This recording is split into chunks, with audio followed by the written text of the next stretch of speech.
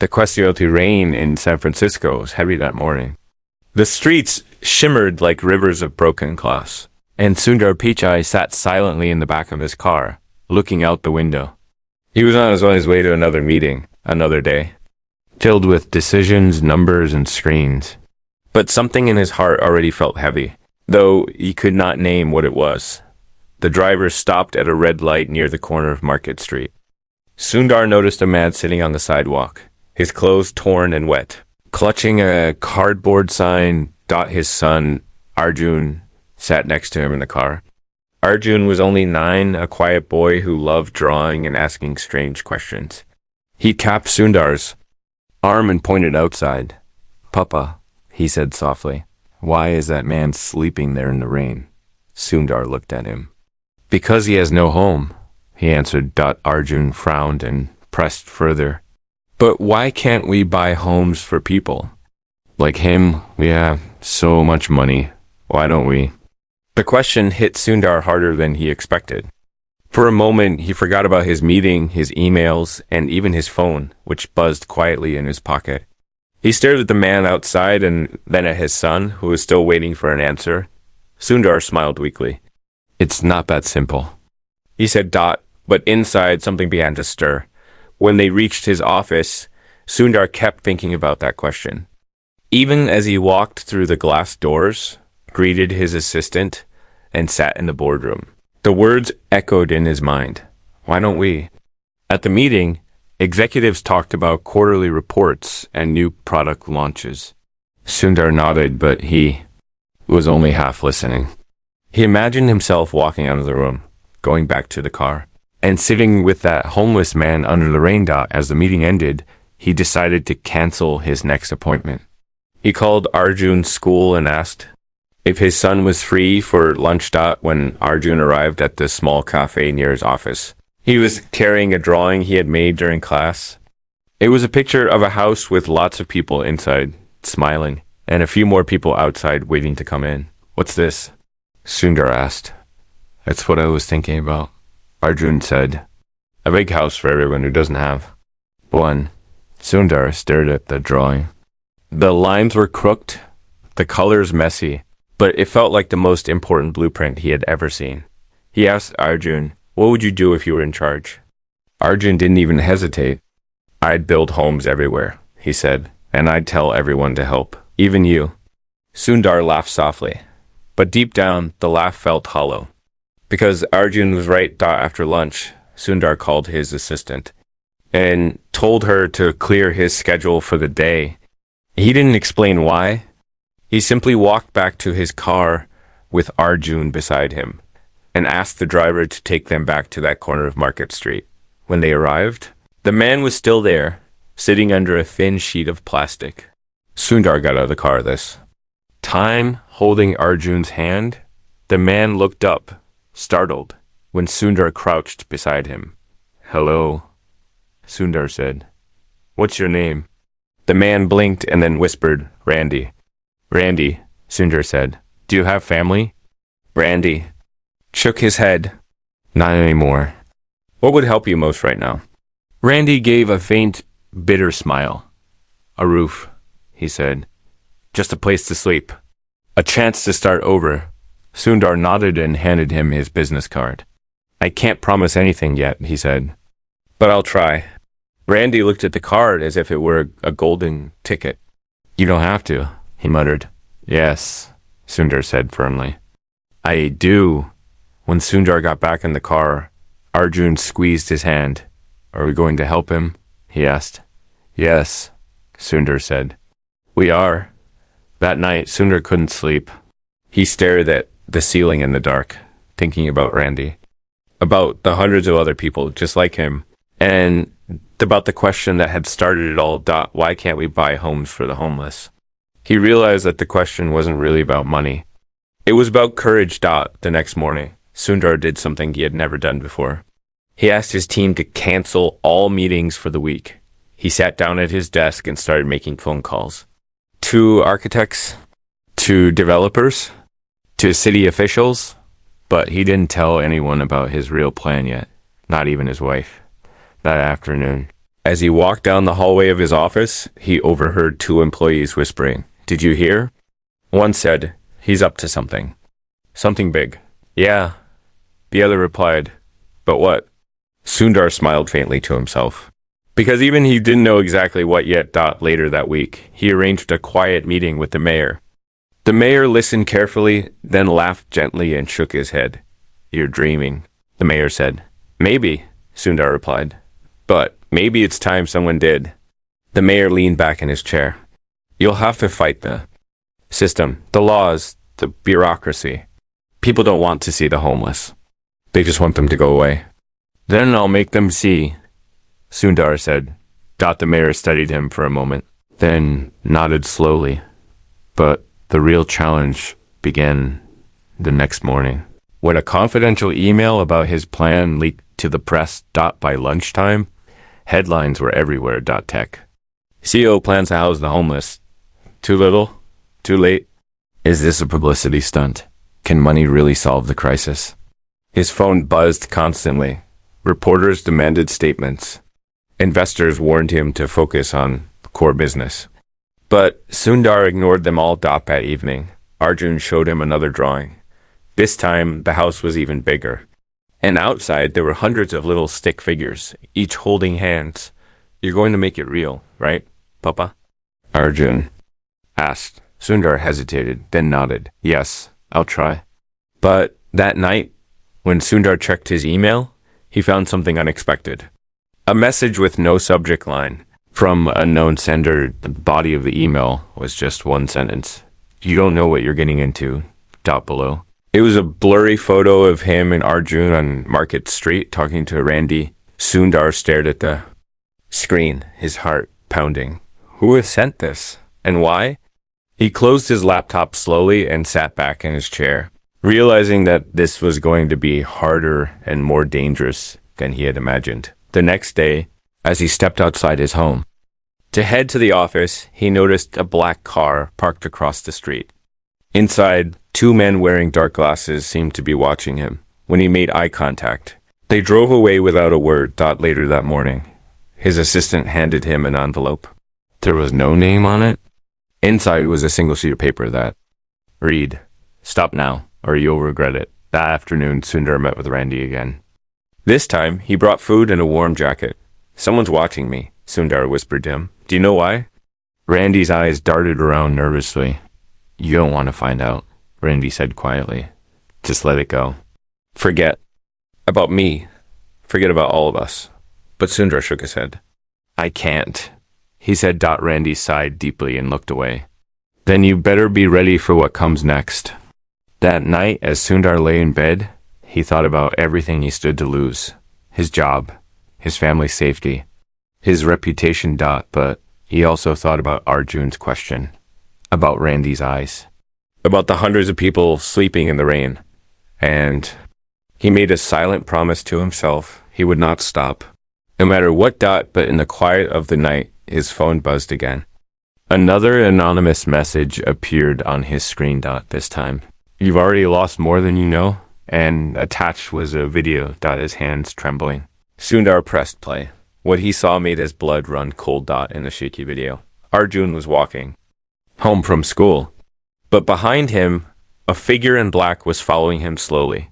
Sundar stared at the screen, his chest tight, his mind spinning. Someone was threatening his son. He stood up, heart pounding, and realized that everything had changed. And tomorrow, he would have to make an impossible choice.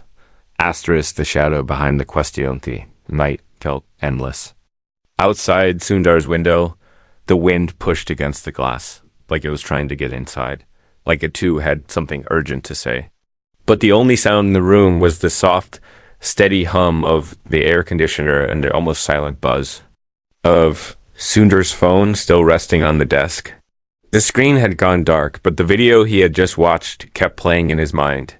Frame by frame, step by step, his 9-year-old son, Arjun, walking down the sidewalk, the figure in black moving behind him.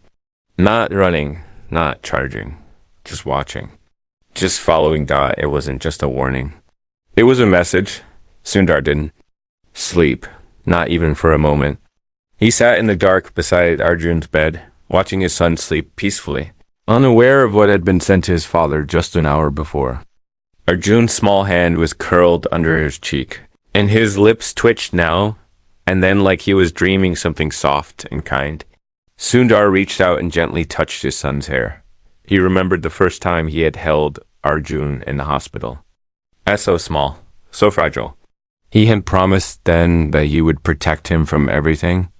And now, someone was testing that promise. The next morning, Sundar canceled his entire schedule again. He told his wife to take Arjun to her sister's house out of town. He didn't explain why, only that he needed them to be somewhere safe. For a few days, she looked at him with worry in her eyes, but she trusted him. She packed quickly and left without asking too many questions. Once they were gone, Sundar sat in the living room, phone in hand, and dialed a number he hadn't used in years. "This is Sundar," he said quietly when the voice on the other end answered. "I need your help. I think someone is following my son." The man on the other end didn't ask any questions. Just said, "I'll be there in an hour." 47 minutes later, a man named Rehan walked through the door, tall, broad-shouldered, with eyes that missed nothing. Rehan had once worked in digital security for Google years ago. He was the kind of person who believed every system had a weak spot and that most threats didn't come from outside the firewall, but from within. Sundar handed him the phone and showed him the video. Oriya watched in silence. When it was over, he leaned back in the chair and stared at Sundar. "You've made someone very nervous," he said. "Who?" Sundar asked. An shook his head. "Not yet. First, we trace this. Give me 3 hours." While Rehan worked, Sundar returned to his study and opened his notebook. For the past few days, he had been mapping out an idea. One that had started with Arjun's innocent question and grown into something far more complicated. He wanted to buy land, not just one lot, but enough to build small, dignified homes for people like Randy.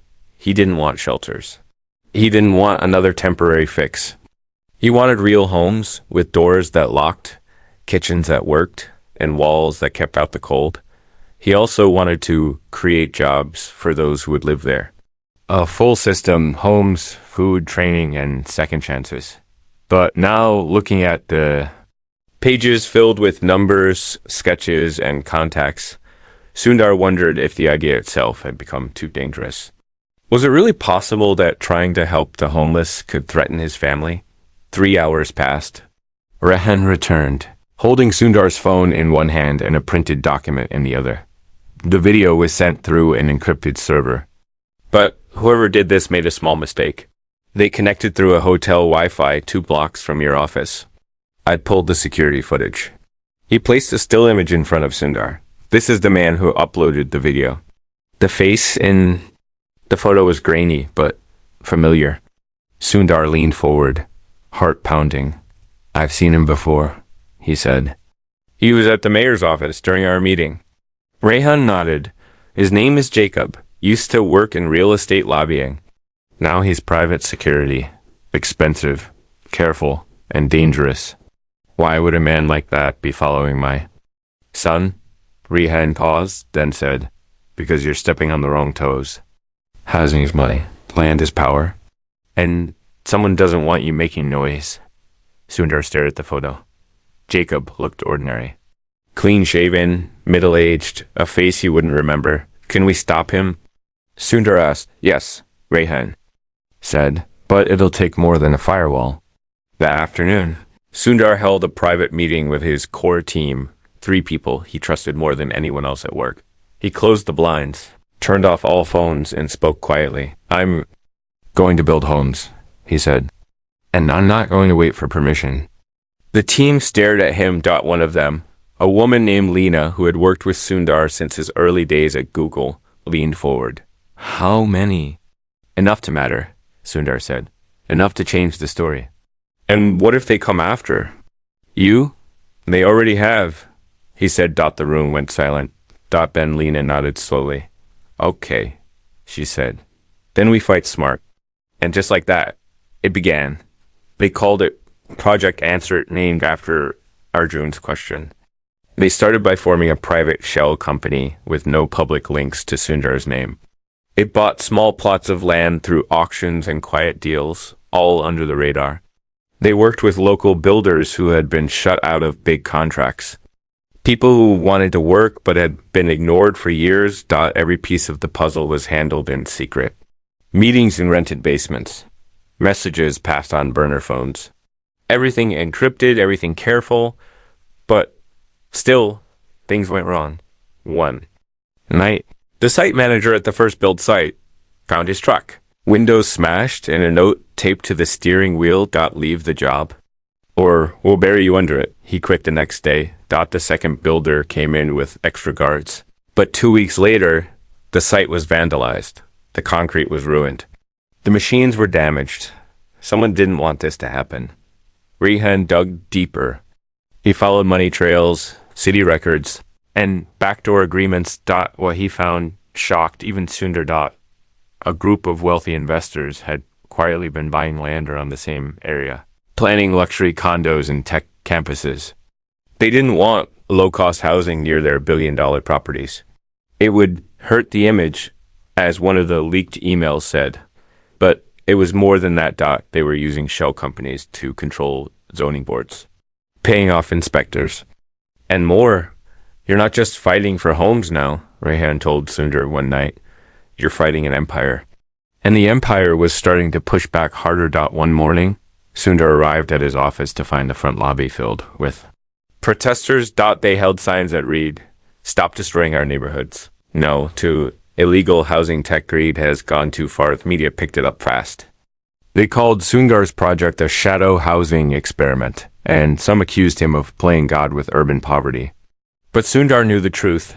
He met with Randy again, this time in a small park far from downtown. "They're trying to shut me down," Sundar said, "but I won't stop."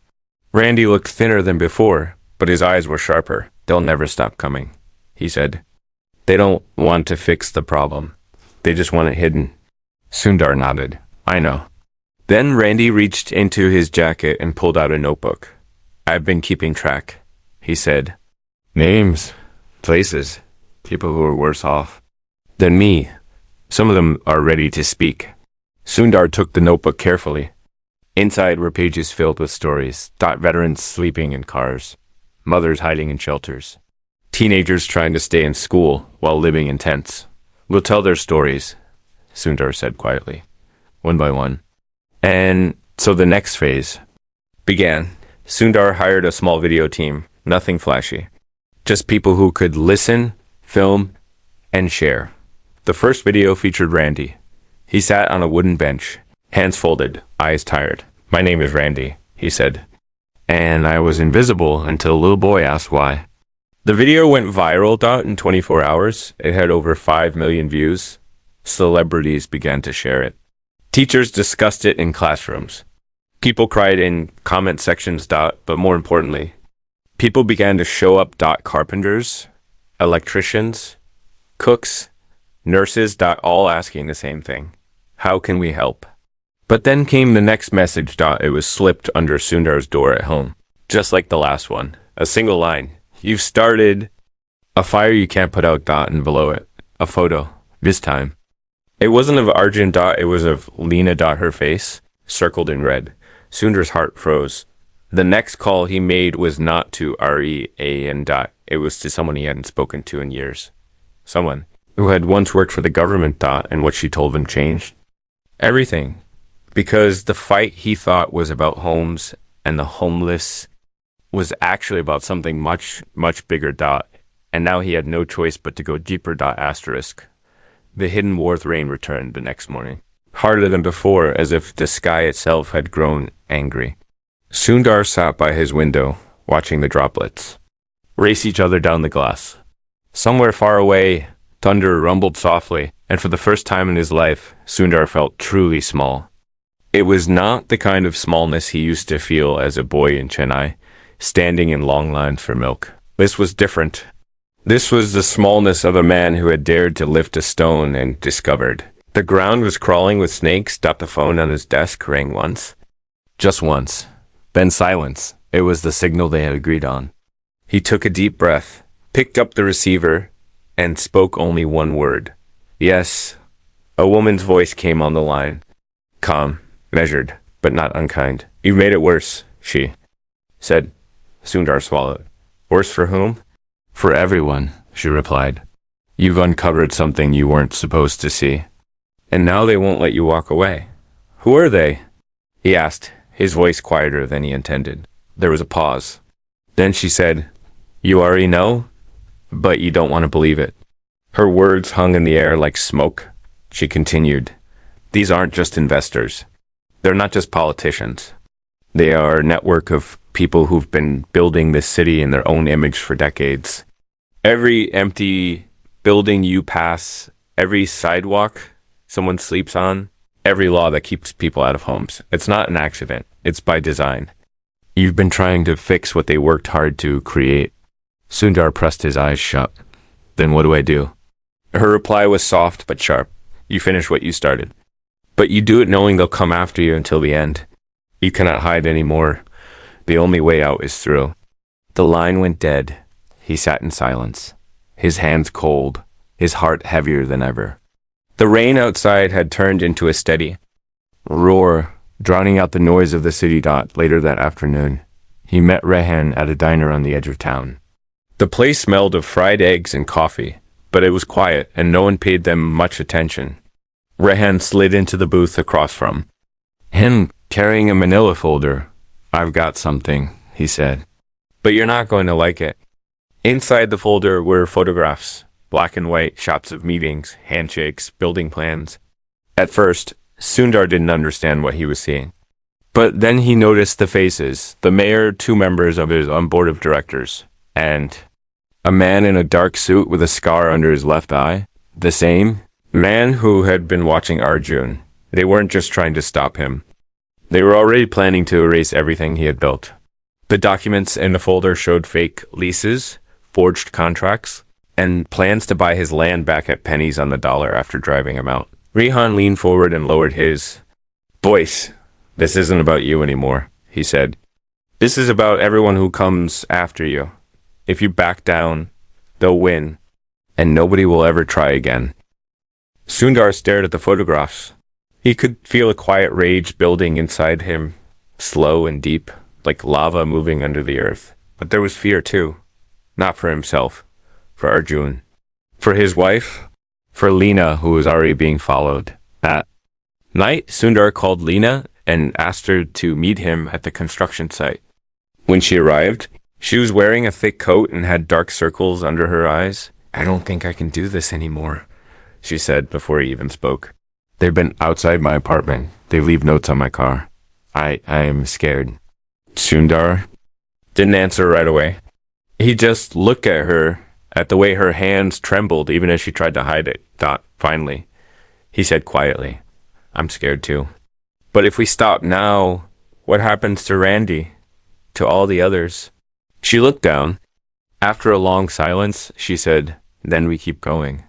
And so they did. The next few weeks were a blur of long nights, secret meetings, and quiet victories.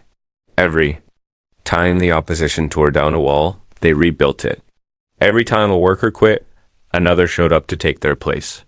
The video stories of the homeless continued to spread online, and more volunteers joined their cause. One morning, Sundar arrived at the site to find Randy standing there, holding a hammer in his hand. You're not getting rid of me. Bet easy, Randy said with a tired smile. The work went on, but the threats got worse. One night, Sundar woke to the sound of glass shattering. Someone had thrown a brick through his living room window. Attached to it was another note. You've been warned. The next day, a letter arrived at his office. Inside was a single photograph of his wife sitting in a cafe, smiling. Unaware of the camera trained on her. He stared at it for a long time before tearing it in half and throwing it away. The pressure was almost unbearable. Then, one afternoon, everything changed. Rehan burst into his office without knocking, his face pale. They've made their move, he said. We need to leave, now. Before Sundar could even ask what happened, Rehan handed him a tablet. On the screen was a live news feed. Tech CEO under investigation for fraud and illegal construction activities. Sources claim he misused company funds to finance secret housing project.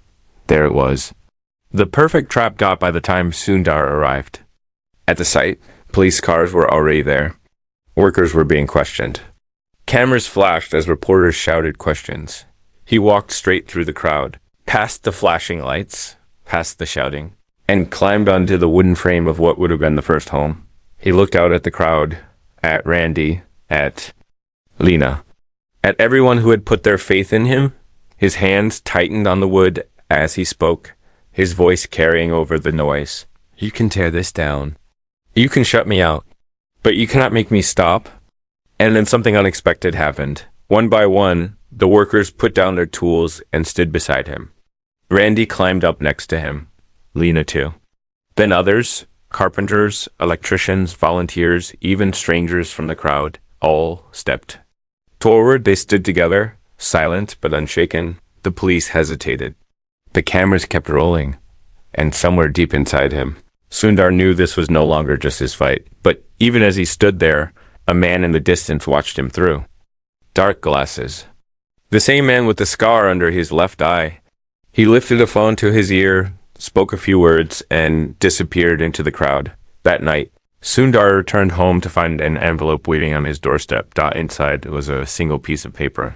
You've made your choice. Now we make ours. And beneath those words was a plane ticket. One way. No return date, and printed on the ticket was a destination he didn't expect. Delhi. He stared at it for a long time, trying to understand what it meant. Was it a warning? An invitation? A trap? He didn't know yet, but he did know one thing. The next move was his. And this time, there was no turning back. The journey home. Airport was quieter than usual when Sundar arrived. The fluorescent lights above seemed colder, harsher, and every sound heels on the polished floor. The faint crackle of announcements felt sharper than before. He carried nothing but a small black bag and the envelope with the ticket inside. He hadn't told anyone where he was going, not even Rehan. Not even his wife. As he stood in line at the gate, his mind churned with questions he couldn't yet answer. Who had sent the ticket? Why Delhi? And most of all, what do they want from him now? The flight was long and heavy with silence. He sat by the window and watched the clouds shift and roll like mountains below. His memories of India came back to him in pieces. Dusty streets alive with honking cars. The smell of spices in the market. The cries of children running barefoot through alleys. He remembered standing outside his childhood home, a narrow building painted in faded blue, and dreaming of places far away. Now he was flying back. Not as the boy who dreamed of escaping, but as a man who had somehow become a threat to people. He didn't yet understand. When the plane touched down in Delhi, it was just past dawn. The air outside was thick and warm, and as he stepped into the terminal, he felt a strange weight settle over him. It was the weight of memory and fear all at once. A man in a gray suit was waiting for him by the exit. He held a sign with Sundar's name written neatly on it. When their eyes met, the man gave a small nod but said nothing. He simply turned and walked toward a black car parked outside. Sundar followed. The drive through the city was quiet. Traffic had already begun to build, and the streets were alive with the sounds of horns, vendors shouting, and the distant rhythm of construction. Sundar stared out the window and thought about how much and how little had changed since he'd last been here. Finally, they turned down a narrow street and stopped in front of an old building with heavy wooden doors. The man in the gray suit opened the door for Sundar and gestured for him to enter. Inside, the air was cooler, dimmer, and filled with the faint scent of sandalwood. At the far end of the room, behind a wide desk, sat a woman he didn't recognize. She wore a simple white sari and had sharp eyes that seemed to see through him instantly. "Welcome home," she said, her voice calm but firm. Sundar hesitated before sitting down across from her. "Why am I here?" He asked. She didn't answer immediately. Instead, she opened a folder on her desk and slid a photograph across to him. He picked it up and stared at it. It was a picture of the first house they had tried to build in San Francisco. But in this photo, the house was already burned to the ground. His chest tightened. When was this taken? He asked. Yesterday, she replied. They've already begun erasing everything you did, and they won't stop there. Sundar looked up at her, his throat dry. Who are you? She folded her hands and leaned forward slightly. We're the ones who tried to do what you're doing now, she said. Years ago, we tried to build homes to make change, but we failed because we thought it was just about money and land. It's not. Then what is it about? Sundar asked. Control, she said simply. You're not fighting homelessness. You're fighting the people who created it to keep others in their place. It's not just San Francisco. It's here. It's everywhere. She paused, letting the words sink in. Then she added, You forced their hand, Sundar, and now you have to decide. Will you run, or will you finish what you started? Sundar sat in silence, staring at the photograph. The charred remains of the house were more than just wood and ash. They were a message. Finally, he looked up. How? He asked quietly. She reached into her desk and pulled out a small black notebook. She placed it in front of him. This contains everything you need to know, she said. Names, locations, contacts, people who will help you, and people you must watch closely. He picked up the notebook carefully, feeling its weight in his hands. You have to understand, she continued. If you choose to go back, they will come after you harder than before. They'll go after your family, your friends, everything you care about. You'll have to be smarter, faster, and unafraid to lose. Sundar took a deep breath. And if I stay here? She shook her head. Then everything you've done, so far dies in the dark. He closed his eyes for a moment, thinking of Arjun's question, of Randy's tired eyes, of Lina's trembling hands. When he opened them, they were steady. I'm going back, he said. She allowed herself the faintest smile. Then you'll need this, she said, handing him a small metal key. It unlocks a storage unit in San Francisco. Everything you'll need is inside. Sundar slipped the key and the notebook into his bag. Who are you? He asked again. She held his gaze for a long moment before answering. Someone who failed. She said, but maybe you won't. The car ride back to the airport felt shorter than before. As he boarded the plane, he kept the notebook on his lap, running his fingers over the cover. It felt alive, as if it held the weight of many lives. Inside it, the flight home was restless. He barely slept, his mind racing through everything he had learned. He made a list in his head, people he could still trust, moves he could still make, and what he was willing to risk now. When the plane landed, he turned on his phone and found dozens of missed calls, texts, and emails. Most of them were warnings. Some were threats. But one message stood out. It was from Lena. It said simply, They've taken Randy. He felt his stomach drop. He rushed through the airport, barely noticing the people around him, and called Rihan as soon as he reached the car. Find him, Sundar said, his voice low but shaking. Do whatever it takes. Just find him. When he finally got home, the sun was setting, painting the sky in deep oranges and purples. He unlocked the door, stepped inside, and froze. On the floor of his living room lay another envelope. Inside was a single photograph. Randy, tied to a chair, his face bruised, his eyes pleading, and scrawled across the bottom of the photo were 4 words, stop, or he dies. Sundar sat down slowly. The photo still in his hand. His pulse roared in his ears. But then he noticed something. In the corner of the photograph, barely visible, was a sign on the wall behind Randy. He leaned closer. It was the name of a warehouse.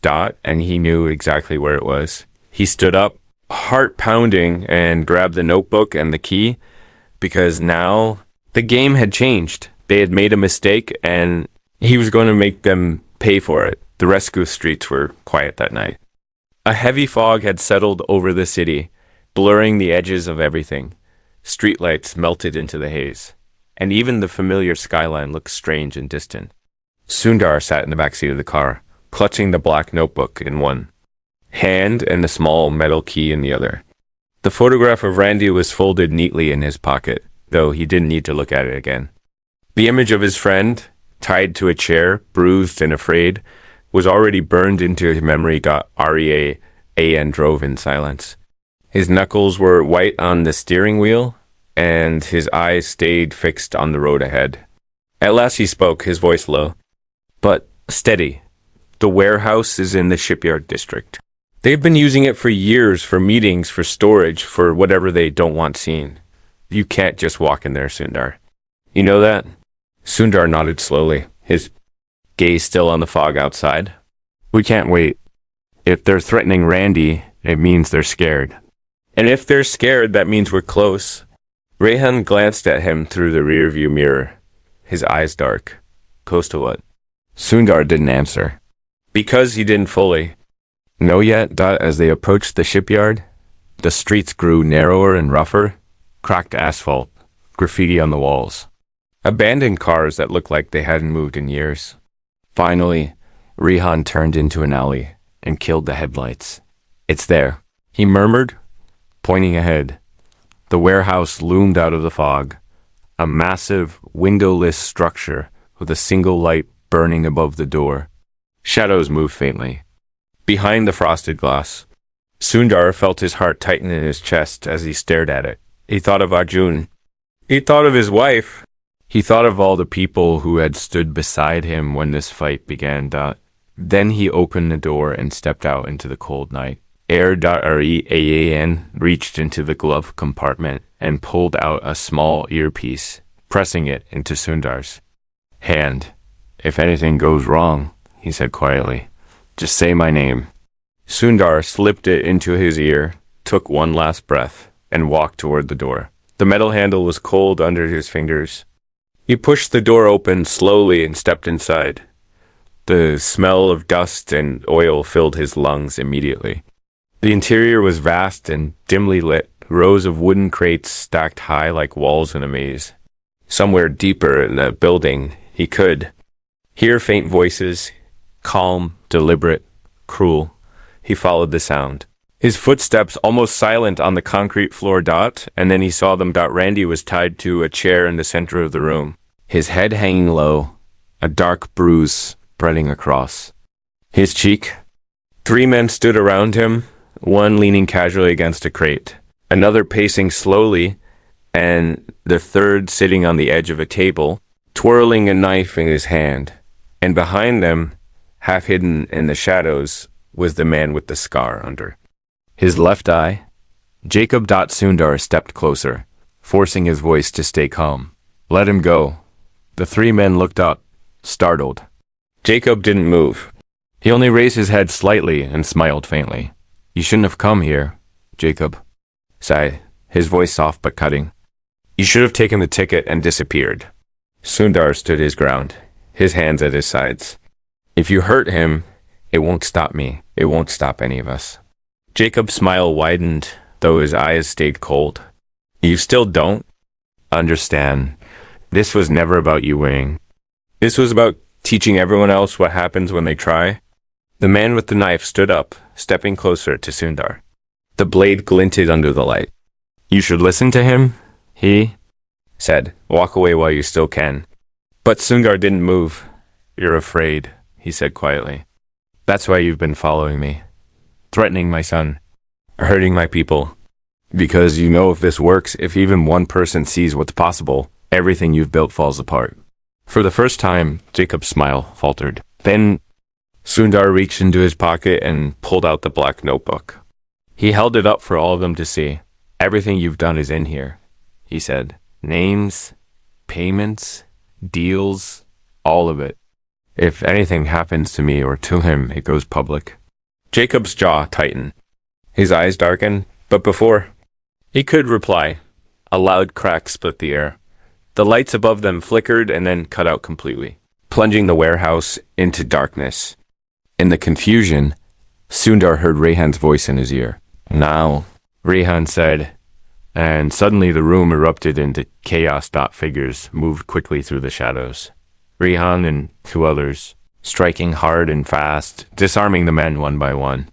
Sundar dropped to the ground, crawling toward Randy as the sound of fists and bodies colliding echoed all around him. He reached Randy, untied the ropes, and pulled him up. Can you walk? Sundar whispered. Randy nodded weakly. I think so. Together, they stumbled toward the door, the fight still raging behind them. Just as they reached the exit, a hand shot out from the darkness and grabbed Sundar's shoulder, spinning him around. Jacob stood there, his scarred face inches away, fury burning in his eyes. He raised a fist, but before he could strike, a sharp crack rang out, and Jacob crumpled to the floor. Rehan stood behind him, breathing hard, holding a broken piece of wood in his hand. Go, Rehan growled. Now. Sundar didn't hesitate. He dragged Randy outside into the foggy night, the air sharp and cold in his lungs. They reached the car, and Rehan appeared moments later, sliding into the driver's seat. No one spoke as the car sped through the empty streets. Sundar kept glancing at Randy, who sat quietly beside him, his eyes closed. His breathing shallowed. When they finally reached a safe house on the edge of the city, Sundar helped Randy inside and laid him gently on a couch. Thank you, Randy murmured, his voice barely audible. Sundar shook his head. Don't thank me. Not yet. He stood and walked to the window, staring out at the distant lights of the city. His hands trembled slightly, but his jaw was set, because tonight had taught him something he hadn't fully understood before. This wasn't just about homes anymore. This was about all the quiet wars fought in the shadows. Wars over dignity, over truth, over who got to decide what kind of world we lived in. And now he knew who his enemies were, but what he didn't know, what he couldn't have guessed, was that one of them was already closer than he imagined. His phone buzzed in his pocket. New message. You think you've won. But someone you trust has already betrayed you. Check the notebook. His heart froze. He opened the notebook slowly, turning the pages with shaking fingers. And there it was, a name, circled in red. Lena. His breath caught in his throat. He stared at the page, unable to look away, because if this was true, it meant the next move in this fight wouldn't just be against strangers. It would be against someone he had called a friend. Asterisk, the answer of the night, stretched on without mercy. Sundar sat alone at the wooden table in the safe house, the black notebook lying open before him. The name circled in red. Lena stared back at him like a wound he could not close. The room was silent except for the faint hum of the refrigerator and the distant sound of wind pressing against the windows. He thought of the first day she had joined his team. She had been young then, eager, full of ideas. He thought of how she had stood beside him at the construction site when no one else dared. How she had risked herself to keep the project alive. But the notebook didn't lie. He closed it gently and leaned back in his chair, staring at the ceiling. The weight of everything pressed down on him. Randy asleep on the couch behind him. Rehan sitting quietly outside on the porch. The entire city beyond those walls, waiting for something he still wasn't sure he could give. When the sun finally rose, he stood, slipped a notebook into his jacket, and left the room without a word. He found Lena in her apartment later that morning. She was sitting at her kitchen table, a cup of tea growing cold in her hands. She looked up when he entered, her eyes tired but steady. You know, he said quietly. She nodded. I knew you would. For a long time, neither of them spoke. Sundar sat across from her and placed the notebook on the table between them. Why? He asked finally, his voice low but calm. She let out a slow breath, her fingers tightening around the cup. Because I didn't believe you could win, she said. And they offered me something I thought you never could. Security. Safety. They said if I helped them, they'd leave me alone. My family too. Her voice cracked slightly, but she kept going. At first it was small, passing them information, warning them about meetings, but then it got bigger, and I was already too deep to get out. Sundar stared at her, feeling the weight of disappointment settle into his bones. But underneath it, there was something else too, a quiet kind of understanding. You thought you were protecting yourself, he said softly. She nodded. And now? He asked,